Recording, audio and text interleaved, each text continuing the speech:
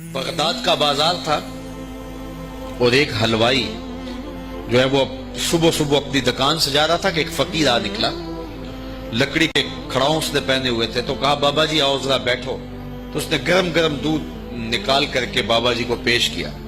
صبح کا موقع تھا، اس نے پیا اور اللہ کا شکر ادا کیا اور اس کو بھی کہا تیرا بھی شکریہ، اور فقیر آگے چل پڑا۔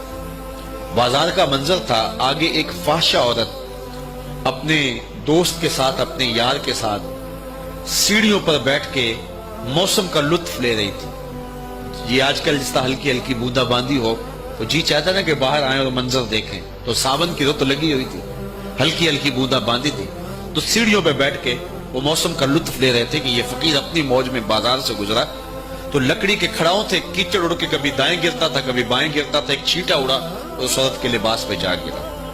اس کے پاس اس کا بیٹھا ہوا جو یار تھا اسے بڑا غصہ آیا، اٹھا اور آ کے فقیر کے منہ پہ تپڑ مارا۔ فقیر بنے پھرتے ہو، چلنے کی تمیز بھی نہیں ہے، قیمتی لباس آیا کر دیا۔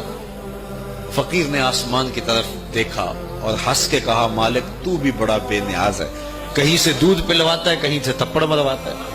کہا مالک تیری بھی عجیب شان ہے، کہیں سے دودھ پلواتا ہے کہیں سے تپڑ مرواتا ہے۔ یہ کہہ کے فقیر آگے چل پڑا۔ وہ عورت چھت پہ جانے لگی تو پاؤں پھسلا سیڑھی سے تو سر کے بل گری، چوٹ کوئی ایسی آئی کہ موقع پہ فوت ہو گئی۔ شور مچ گیا کہ فقیر نے کوئی بد دعا دی تھی آسمان سے منہ کر کے، تو یہ قیمتی جان چلی گئی۔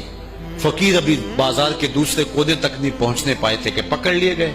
لوگوں نے کہا فقیر بنے پھرتے ہو، حوصلہ بھی نہیں رکھتے ہو، کیا ہوا میاں؟ کہا تم نے بد دعا دی اور عورت کی جان گئی۔ کہا واللہ میں نے تو کوئی بد دعا دی تھی۔ کہا نہیں، تیری بد دعا کا کیا دھرا ہے، لوگوں نے جو ہے وہ ضد کی کہ تو نے کوئی بد دعا دی تھی تب ایسا ہوا ہے۔ جب لوگوں نے ضد کی نا، اس نے کہا اگر سچی بات پوچھتے ہو نا تو میں نے بد دعا کوئی نہیں دی، یہ اصل میں یاروں یاروں کی لڑائی ہے۔